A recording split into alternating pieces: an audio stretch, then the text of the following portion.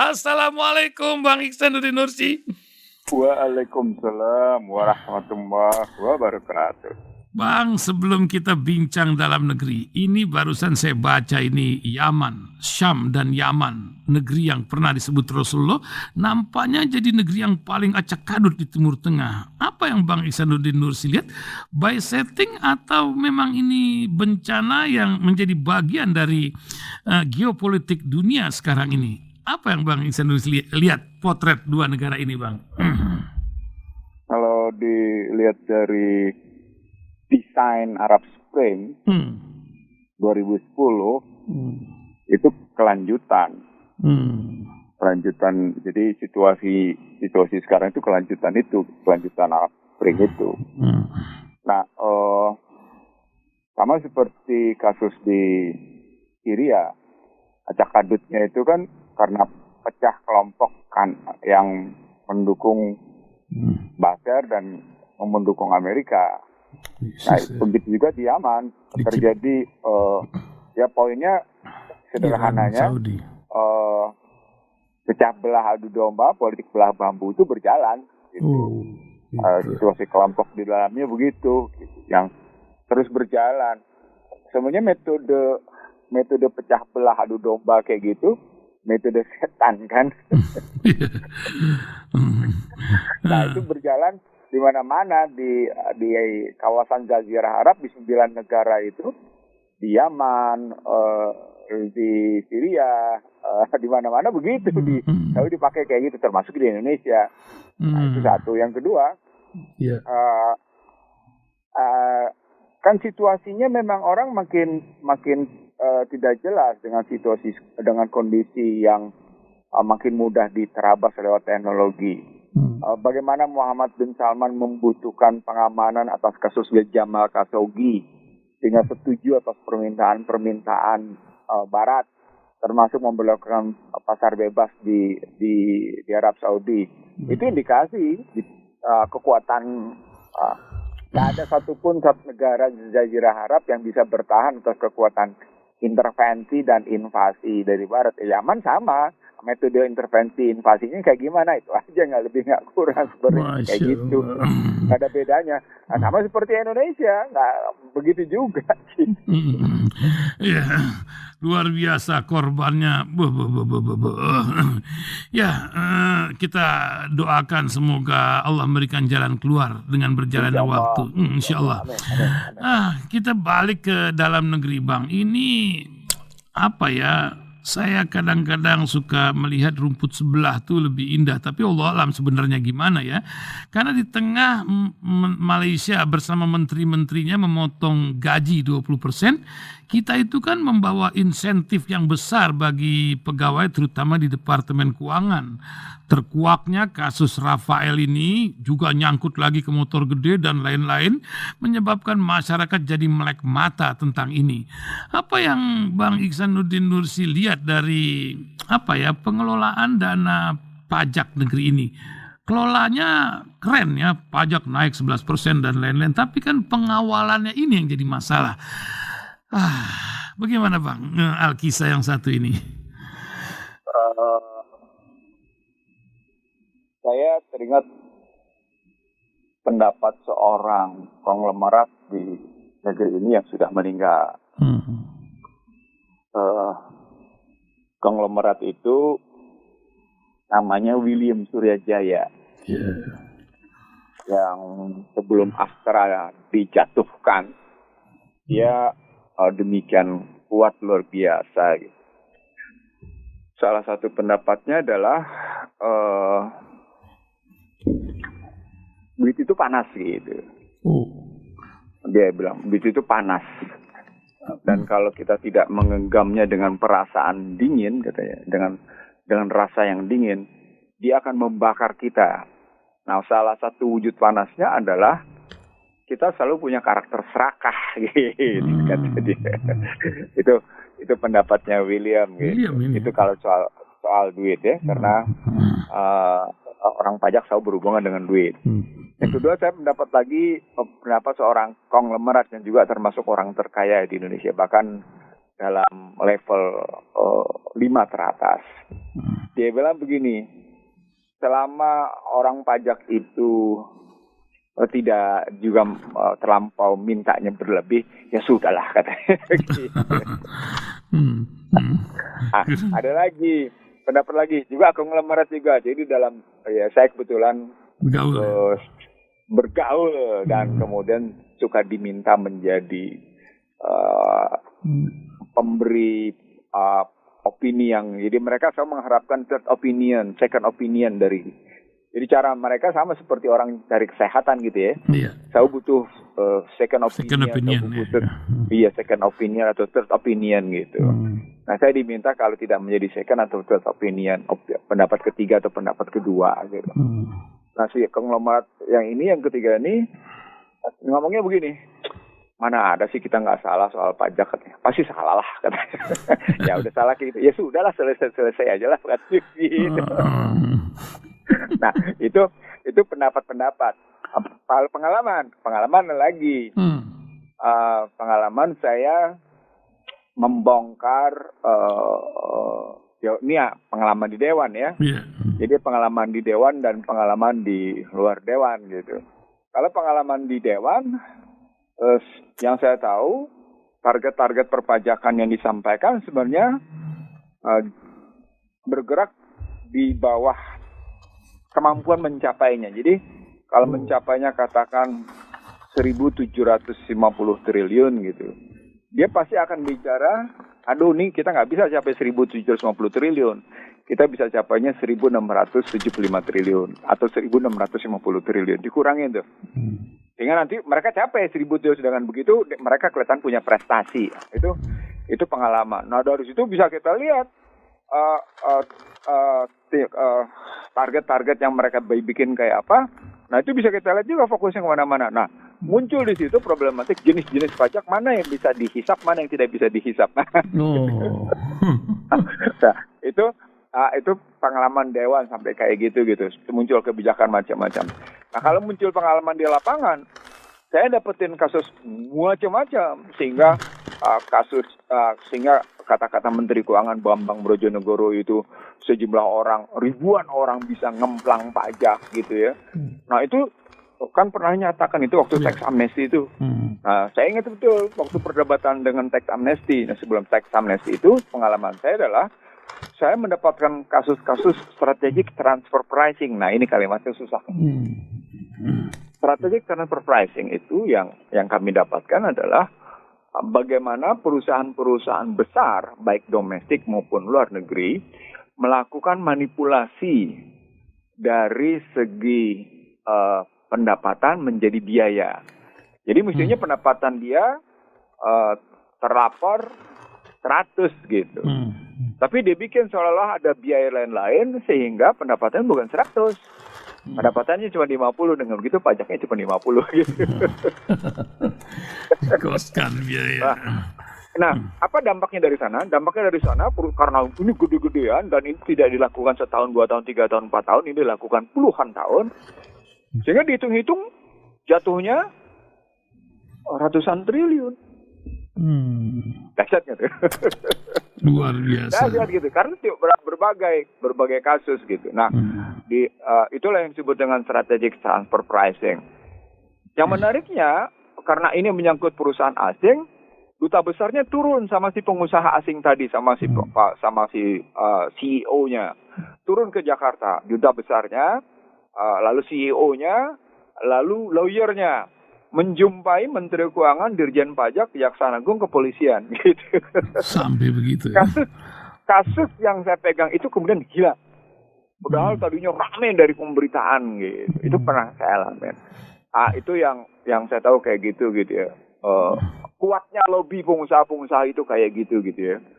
Sehingga ya tadi kekuatan investasi itu bisa kayak gitu. Bisa melakukan kayak gitu. Nah ini nampak sebenarnya ketika dua kelembagaan di Kementerian Keuangan tidak diperbaiki remunerasinya. Mungkin ingat kasus Gayus Lumbung ya? Iya. Pada kasus Gayus Lumbung itu yang menyebabkan pemerintah, Kementerian Keuangan, memperbaiki remunerasi dua lembaganya. Tapi kemudian mengibatkan seluruh lembaganya. Apa itu lembaganya? Bea Cukai dan Dirjen Pajak. Di pajak. Jadi gaji mereka serta-merta melampaui gaji swasta. Luar biasa gedenya tuh gaji mereka. Menjaminkah itu dalam perjalanan gimana, Bang? Ini kan jadi orang dimaterialistiskan, tapi bagaimana tentang akhlaknya gitu? Gimana? Nah, muncul kan kasus yang juga kemudian ternyata setelah kasus Gayus Lumbun kan beberapa petugas pajak tetap ketangkep korup tuh sampai Sri Mulyani malu gitu, bahasanya begitu gitu ya waktu itu. Dan yang muncul dari KPK, ini pernyataan seorang petinggi KPK, salah satu komisioner KPK pada saya, terbukti remunerasi tinggi tidak ada artinya bagi korupsi. Gitu. Mungkin harusnya pendidikan yang harus diperhatikan, begitu mungkin ya, atau contoh atau apalah begitu. Apa orang kita kan suka demen ya melihat pemimpinnya sederhana, ikut sederhana. Kayak sekarang ini kan disuruh sederhana pada jual moge atau apalah gitu. Nah, kalau pada kasus yang pendapat KPK tadi remunerasi tidak menjamin tidak ada korupsi, itu membuat sejumlah kebijakan dari Sri Mulyani memecat sejumlah. Saya lupa namanya, tapi saya ingat Sri Mulyani memecat yang bersangkutan gitu ya. Dipecatlah petugas pajak itu gitu. Tapi kan tidak berhenti karena kalau kasus misalnya pada bea cukai misalnya, itu kan laporan undervoice sama overvoice itu kan selalu terjadi gitu. Kalau misalnya pada persoalan pajak ekspor misalnya, ya di ekspornya 100, dilaporin ya 100 dong gitu. Betul. Supaya undervoice kan gitu. Begitu juga kalau import kan undervoice semua gitu.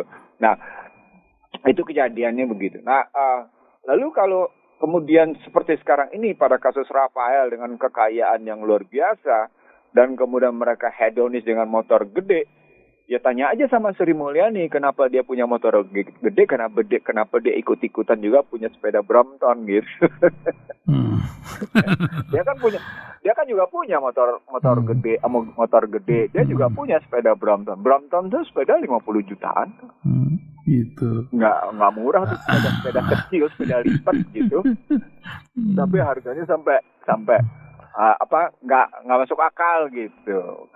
Beda kalau memang kualitas bahannya, misalnya saya tidak tahu ya kualitas bahan Brompton sampai 50 juta itu saya tidak tahu. Memang ada sepeda yang harganya sampai 140 juta, 180 juta. Tapi itu MTB. Mountain bike ya. Itu bahannya titanium. Tapi kan wajar Bang Menteri itu punya sepeda macam, atau mungkin citra ini perlu daripada sekedar kewajaran itu, bukan begitu? Enggak, mari kita hitung-hitungkan gaji.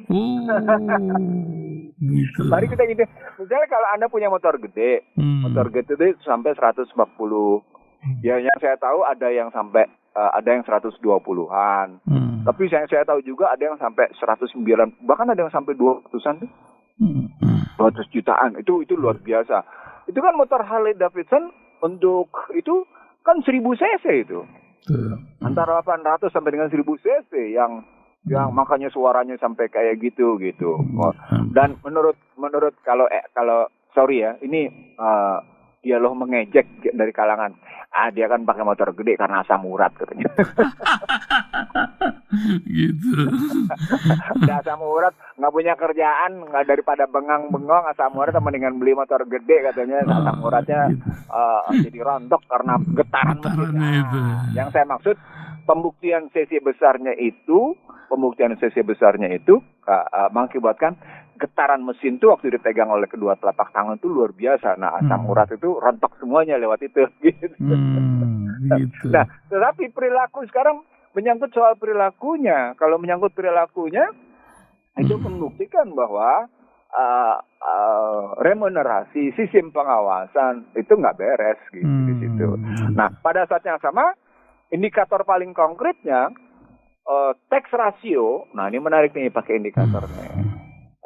Dari 10,6 sekarang cuma tinggal 9,6 gitu. Akibatnya Bank Dunia, OECD, Modispur itu juga mengejek gitu. Bahkan kalau pakai bahasa IMF, selama Anda tidak pernah tidak mampu meningkatkan tax ratio, selama itu Anda akan tetap membutuhkan utang. Itu jadinya. Itu jatuh-jatuhnya. Jadi bisa jadi karena memang perilaku kekuasaan menampilkan kekuasaan apa saja yang kekuasaan mau itu bisa dilakukan. Kekuasaan mau melahirkan Undang-Undang Cipta Kerja, lahir. Kekuasaan ingin merevisi Undang-Undang KPK, lahir. Kekuasaan ingin melakukan kemenangan pemilu sehingga melahirkan kematian macam-macam, terjadi. Itu kan akhirnya mereka juga melakukan hal yang sama. Itu. Jadi problematiknya kebijakan politik itu akan ketemu dengan perilaku politiknya dan ketemu dengan kebijakan ekonomi dan perilaku ekonominya. Nah ini nih Bang, kita akan masuk sebuah kisah di mana kebijakan-kebijakan kita ini dipengaruhi oleh dua kutub yang sedang bersaing setidaknya di negeri kita lah. Mereka mengakui luar biasa ini negeri dengan mineralnya. Amerika dan Cina. Kemarin itu ada kunjungan duta besar Amerika yang namanya Sung Yong Kim. Ini orang Cina tapi orang Amerika berkunjung ke PKS. Orang PKS bilang itu cuma silaturahmi. Tapi analisis Bang Ihsanuddin Nursi bagaimana berbanding dengan kunjungan Menteri Luar Negeri Cina ke Bang Luhut ini, Menteri Menko yang satu juga ke Menteri Pertahanan baru-baru ini, sehingga mereka mengingatkan investor yang gelontornya itu luar biasa. Cina berbanding Amerika ini menyebabkan negeri kita ini membuat kebijakan macam mana ke depannya. Mungkin Bang Ihsanuddin Nursi bisa memberikan pencerahan di Selasa ini kepada pendengar. Silakan Bang. Yang pasti kalau kita harus menggunakan yang pasti datanya adalah duta besar mengunjungi PKS, ya kan? Betul. Duta besar Amerika Sung Yong Kim PKS. Datanya nih ya. Data berikutnya adalah Menteri Luar Negeri Cina yang mantan duta besar Cina untuk Amerika. Garis bawahi, mantan duta besar Cina untuk Amerika mengunjungi Menteri Marinvest dan Presiden. Gitu. Nah, itu data pertama. Sekarang, apakah mereka punya kebijakan sendiri dalam melakukan itu? Enggak. Kebijakan itu bukan. Saya tidak meyakini itu sebagai sebuah kebijakan yang terlepas dari kebijakan Washington. Tidak. Nah, sekarang kita lihat kebijakan Washington apa nih dalam situasi kayak gini, gitu ngelihatnya. Nah. Kebijakan besarnya, kebijakan makronya adalah harus dilihat dari National Security Strategic of US Oktober 2022 dan National Defense Strategic of US Oktober 2022 juga, bedain cuma seminggu. Begitu lahir National Security Strategic itu lahir pada tanggal 15 Oktober, seminggu kemudian lahir National Defense Strategic of US. Apa poinnya? Poinnya adalah betapa pentingnya Indo-Pasifik. Betapa pentingnya mereka mengamati Cina, Rusia, Korea Utara, dan Iran. Gitu. Betapa penting. Nah ini dianggap 4 musuh yang muncul sejak George Walker Bush dianggap sebagai Walker Bush Junior ya.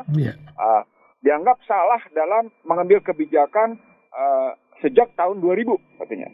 Sehingga mereka berkesimpulan pada tahun 2004 George Walker Bush telah memunculkan musuh-musuh potensial Amerika tampil ke permukaan. Itu sudah sejak 17-18 tahun lalu mereka berpendapat begitu. Nah, empat musuh potensial itu sekarang menjadi kenyataan.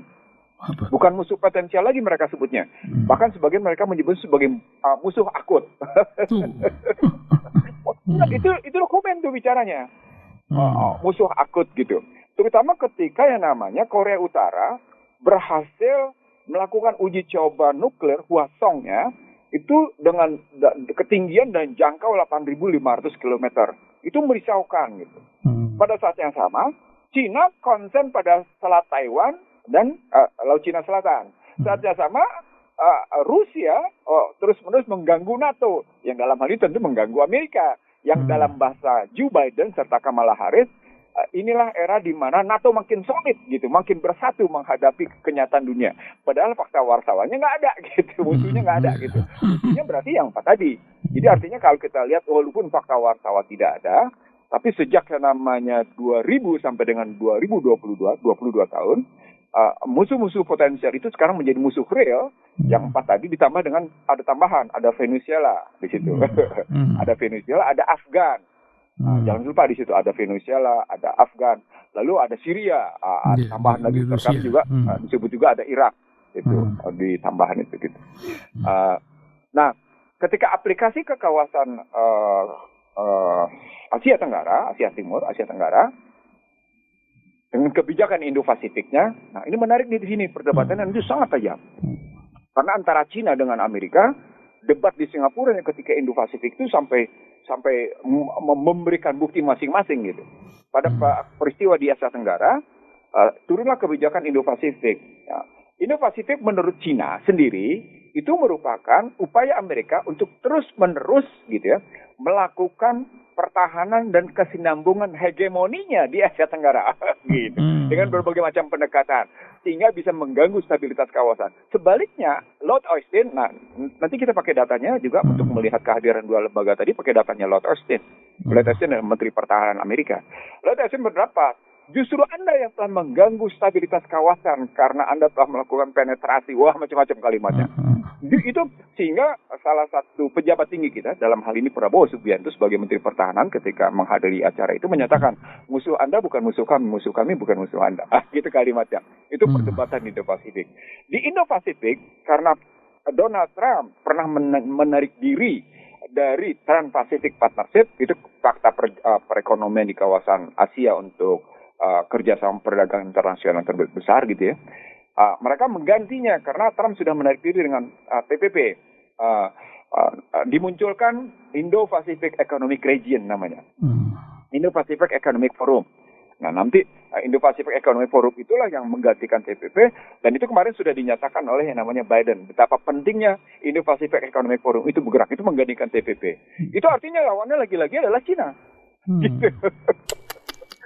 Padahal saat yang sama di sini pendapat duta besar Amerika, duta besar Cina untuk Amerika yang sekarang jadi menlu sebagai berikut. Indonesia perlu meningkatkan kerjasama dengan mengambil manfaat keuntungan bersama antara di sini antara Indo-Pacific Economic Forum dan Regional Economic Partnership. RCEP itu hasil dari Belt and Road Initiative.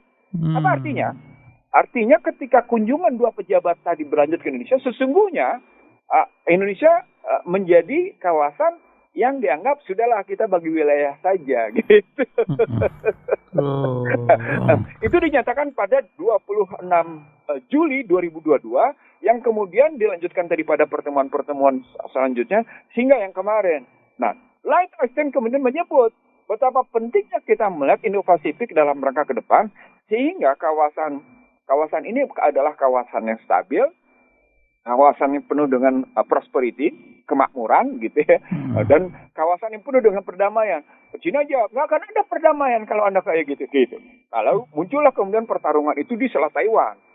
Tapi kan kemudian kita tahu betapa yang namanya Cina terus-menerus melakukan gerakan di Laut Cina Selatan dengan kegiatan macam-macam didukung oleh kekuatan. Nah, pada perang Ukraina, baik Iran maupun Cina mendukung, padahal pada saat yang sama, di sini menarik, Putin menarik diri dari traktat perjanjian nuklir antara Rusia dengan Amerika.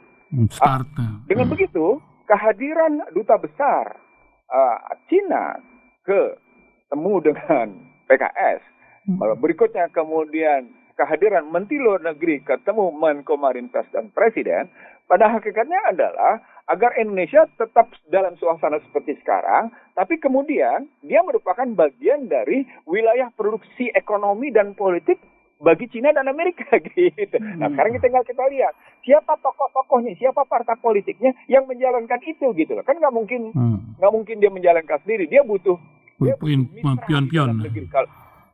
Kalau pakai bahasa Washington, our man in Jakarta.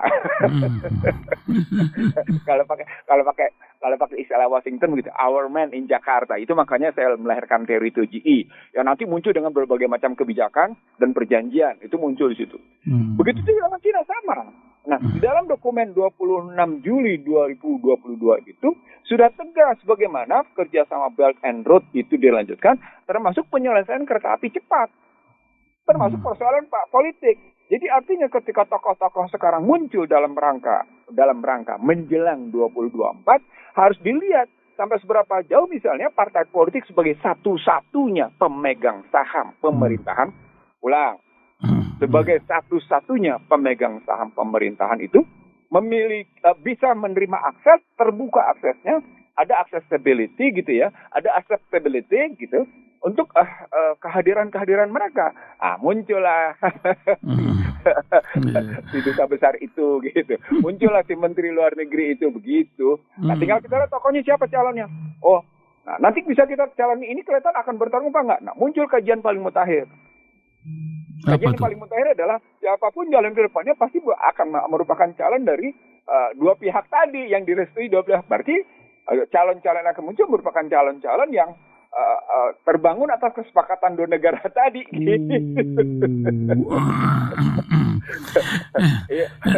Lalu apakah Indonesia menjadi bebas merdeka? Jadi mana politik bebas aktif kita gitu? Nah, saya sesungguhnya kalau dibilang pertanyaan politik luar negeri bebas aktif, sesungguhnya sepanjang Indonesia tidak punya daya tahan, tidak punya daya terbangun sendiri atas mandirian geopolitik, itu cuma kata-kata, tidak pernah muncul gitu. Misalnya ketika kita di bawah Soeharto mau tidak mau kita berkiblat ke Washington, kita tidak berani berkiblat kemana-mana gitu ya. Sampai akhirnya ketika Soeharto macam-macam tuh akhirnya Soeharto ikut dijatuhkan gitu. Lalu ketika di bawah SBY sama ceritanya kayak gitu juga, di bawah Mega sama, di bawah Abdurrahman Wahid mencoba macam-macam dijatuhkan lagi kan ceritanya gitu. Lalu kalau di bawah Joko Widodo main coba-coba dua nggak bisa juga, kena juga, orang merasa betul kiblat terbangun, kalau istilah saya di YouTube saya, terbangun poros Jakarta Beijing dan Jakarta Washington dalam rangka politik luar negeri bebas aktif. Bagaimana politik luar negeri bebas aktif kalau kemudian biarkan saja ikan berenang dari Laut Cina Selatan ke kawasan kita. Mereka sedang mencari ikan mereka ke laut kita kok. Menteri khusus itu mengatakan. Tapi jadi, apakah jerat hutang ini menjadi cerita lain gitu, Bang? Kenapa? Apakah jerat pinjaman ini menjadi sebuah cerita lain dari penguasaan, dan apakah hanya Indonesia? Nampaknya kan semua negeri mengalami hal yang serupa, tapi cerita lain di negeri yang luar biasa ini gitu. Kalau belajar dari cerita Turki Utsmania, belajar dari peristiwa Indonesia dengan KMB, belajar dari kasus bagaimana Mahathir memangkas akses Cina. Akses ya, saya bilang akses Cina dan proxy war Cina ke Malaysia gitu ya. Lalu belajar juga dari kasus misalnya Thailand, lalu beberapa negara lain, bahkan belajar dari sikap Donald Trump yang mencabut seluruh investasi Huawei dalam bidang ICT. Maka sesungguhnya kita mesti tahu bahwa semua kegiatan investasi dan perdagangan pada akhirnya adalah kegiatan invasi dan intervensi. Jadi kasus bagaimana Donald Trump menyatakan seluruh negara yang beraliansi ke Amerika mencabut infrastruktur yang dibangun oleh Huawei. Itu terjadi di Australia, itu terjadi di New Zealand, itu terjadi di Uni Eropa, itu terjadi di Amerika, itu terjadi di Brazil. Dahsyat kan? Tidak terjadi cabut semua itu. Cerita tentang infrastruktur yang dibangun oleh Huawei. Sampai akhirnya Sabrina Mengnya, ingat nggak kita pernah bahas? Ditangkap di Kanada itu. Ditangkap di Kanada dan kemudian kembali dilepas di bawah yang namanya Joe Biden. Disambut pahlawan habis melakukan peperangan. Dahsyat, luar biasa. Nah, itu artinya ketika kita bilang utang, maka dia akan merupakan sarana intervensi paling ampuh. Tadi Bang Ihsanuddin Nursi sebelum kita yang lain itu cerita masalah kita sejarah pelajaran dari konferensi Meja Bundar dulu Indonesia dan Turki Utsmania. Apa yang bisa dipelajari dari dua peristiwa itu? Kalau pada Turki Utsmania selain utang dalam bentuk uang mata uang tadi, dia juga kan melakukan perdagangan bebas. Jadi Turki Utsmania itu dihajar dari tiga sisi. Pertama dari mata uang karena utang demikian rupa, sehingga dipukul mata uang Turki Utsmania. Dipukul itu, gejolak perekonomian nggak bisa teratasi. Yang kedua, gejolak perekonomian juga tidak bisa diatasi karena sudah melakukan perdagangan bebas. Betapa Turki Utsmaniyah semuanya barang-barangnya impor. Dan itu dilakukan oleh Inggris. Tapi di belakangnya Rothschild gitu. Ya, waktu itu pembiayaan kereta ya betul ke Timur Tengah. Nah, berikutnya lagi gitu ya. Kerajaan sudah tidak lagi dalam posisi bersungguh-sungguh peduli dengan kondisi masyarakat. Contohnya pajak segala macam, pokoknya dibawain deh segala macam dalam mengatasi itu. Itu belajar dari Turki Utsmaniyah. Kalau kita belajar dari KNB, nah kita sesungguhnya dengan KNB, ini dokumen saya menyatakan KNB itu didesain oleh State Department sebagai pihak yang mencoba mendamaikan Indonesia dengan Belanda. Padahal desainnya adalah satu, mata uang Indonesia harus tunduk dengan yang namanya mata uang asing. Lewat apa? Lewat pengakuan utang atas Belanda sebesar 4,3 miliar gulden. Masya Allah. Oh, yang sampai tahun 70 baru lunas itu ya? Oh enggak, 2003. 2003? Iya. 2003 betul. 68, 2000, tambah 35, 2003 baru selesai.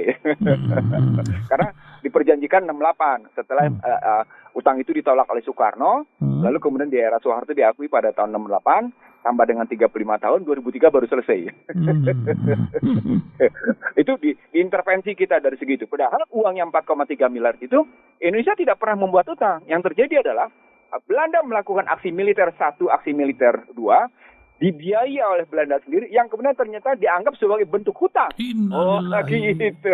Jadi peluru yang nembak sahid kita di Surabaya itu kita beli itu peluru berarti kan?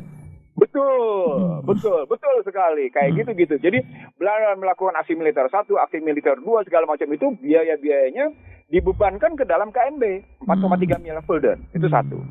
Yang kedua, ini menariknya di sini. Indonesia dipaksa untuk tunduk pada sisi moneter internasional. Kalau dari sisi moneter internasional kan berarti riba. Berarti dari segi uang Anda diinvasi, diintervensi, dari segi moneter Anda diintervensi lagi. Dipaksa untuk menjadi anggota IMF. Yang ketiga, yang kejadiannya kemudian terasa betul hingga sekarang. Indonesia dipaksa untuk membebaskan perusahaan-perusahaan asing beroperasi di Indonesia. Nah, ini punya dampak panjang. Nah, dari perjanjian KNB itu, Marshall Plan Indonesia tidak pernah diterima oleh Indonesia, tapi diterimanya oleh Belanda. Padahal itu hak Indonesia. Menarik ya? Kan ada Marshall Plan yang dibantu dari Amerika, jadi buat bayar utang pinjaman lagi dari Amerika. Ya lucu ya. Dan diterima oleh Belanda. Itu ekonominya. Dampaknya adalah lahirlah konstitusi RIS. Nah, jadilah Republik Indonesia Serikat di mana-mana gitu ya. Tapi tidak lama karena kemudian terjadi namanya Undang-Undang Dasar 50 dan kemudian ternyata gempuran kebebasan itu oleh Soekarno dianggap inilah yang menyebabkan kemiskinan, inilah yang menyebabkan menurunnya kesejahteraan. Maka pada tahun 56 itu Soekarno membatalkan KMB, itu yang pertama tahun 56, lalu kemudian tahun 58 Soekarno melakukan nasionalisasi tahun 58, tahun 65 Soekarno membatalkan undang-undang penanaman modal, menarik diri dari IMF dan Bank Dunia. Tapi dalam hitungan 5 minggu Soekarno dijatuhkan. Gitu. 23 Agustus Soekarno puncaknya melakukan perlawanan, hanya dalam hitungan 5 minggu dengan isu macam-macam, termasuk memang kesalahan Soekarno sendiri dalam soal G30 PKI, Soekarno dijatuhkan. Gitu. Jadi itulah yang saya sebut dengan teori 2G tadi, kalau ngambil ekonomi politiknya begitu gitu. Nggak ceritanya. Masya Allah. Wah, 41 menit sudah kita, 40 menit tadi potongnya. Nah, ya. Bang, kadang kita ini memerlukan sebuah siraman dalam menghadapi dunia yang penuh riba dan juga penuh gonjang-ganjing sekarang ini. Karena kita tak tahu ke depan apa, sehingga kita lebih tenang dalam menghadapi. Apalagi di bulan Sya'ban ini.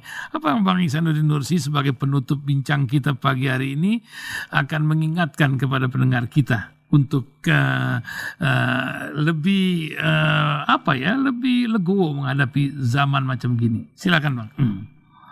Ketidaktenangan jiwa itu dimulai oleh jenis makanan yang masuk ke dalam tubuh.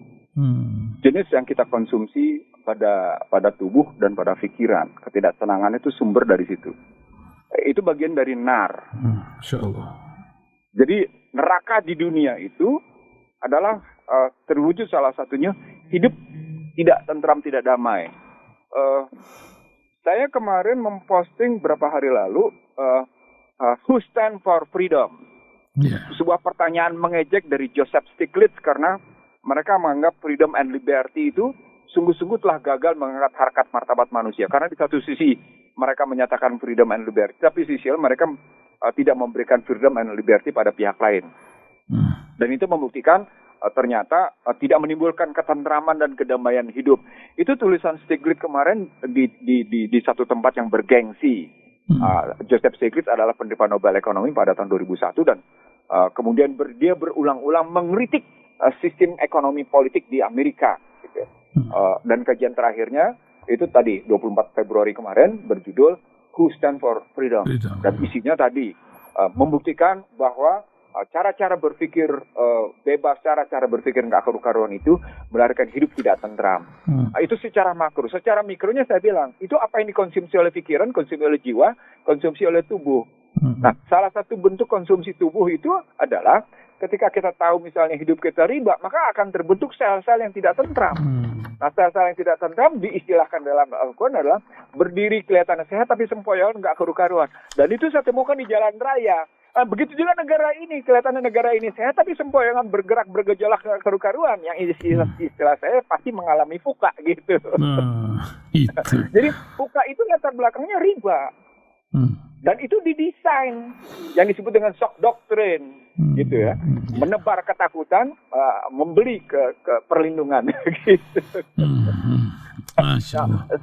Nah, sekarang kebayang nggak kalau kemudian yang terkena itu pada seluruh lapisan masyarakat. Nah, masyarakat secara menyeluruh, bagaimana lapisan masyarakat secara menyeluruh jadi tidak tentram satu sama lain. Dalam suasana ketidaktentraman itu, pasti yang dihadapi adalah ketidakpastian.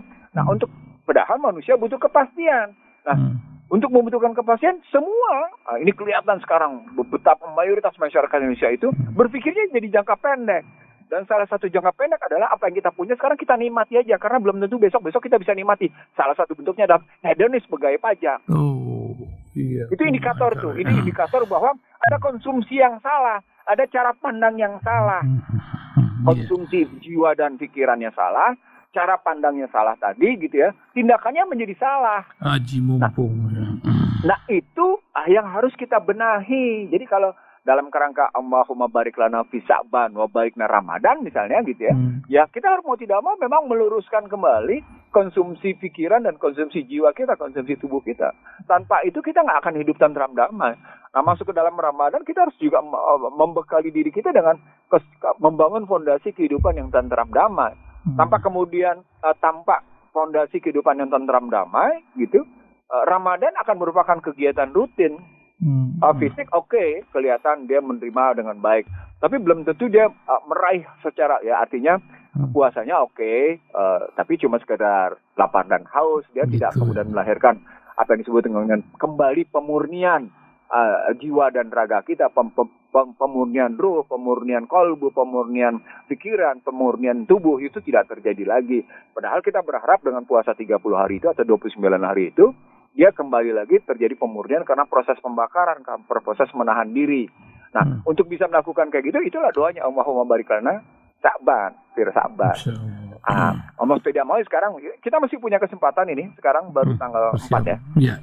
Ya, baru tanggal 4 gitu ya. Iya, sekarang tanggal 8 Sya'ban, 28 Februari. Tanggal 8 Sya'ban, maaf. Tanggal 8 Sya'ban. Kita masih punya waktu 23 minggu. Mudah-mudahan 3 minggu ini bisa kita optimalkan sambil kita terus beristighfar dengan tidak lupa mengucapkan yang kata-kata yang terbaik sambil kita terus ngebersihin dan berkontribusi kebaikan ke semua pihak. Jadi berkontribusi kebaikan ke semua pihak itu sebenarnya kita sedang berkontribusi kebaikan pada diri kita sendiri. Masya Allah. Terima kasih. Berkontribusi kebaikan kepada semua pihak, pada akhirnya kita sedang berkontribusi kebaikan pada diri kita sendiri. Itu penting. Ya. Terima kasih Bang Ihsanuddin Nursi, luar biasa pencerahannya dan membawa kita lebih paham lagi keadaan dunia dan negeri kita. Syukran kasir. Assalamualaikum warahmatullahi wabarakatuh. Waalaikumsalam warahmatullahi wabarakatuh.